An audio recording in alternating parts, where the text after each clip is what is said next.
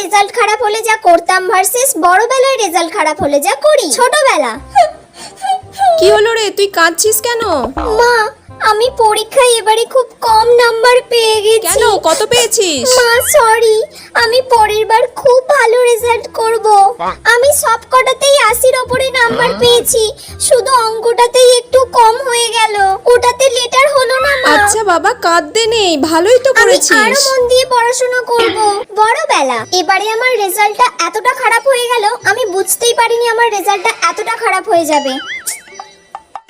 আচ্ছা, আমার রেজাল্ট খারাপ হয়েছে ঠিক আছে, কিন্তু আরো সবাইকার তো রেজাল্ট খারাপ হয়েছে। এরকম তো নয় যে শুধু আমার রেজাল্টই খারাপ হয়েছে। তাই মন খারাপ করার কোনো ব্যাপারই নেই। সবার রেজাল্ট খারাপ হয়েছে মানে আমারও খারাপ হতেই পারে। ওরাও মানুষ, আমিও তো মানুষ। এত ভেবে লাভ নেই, একটু ফোনটা নিয়ে ঘাঁটি।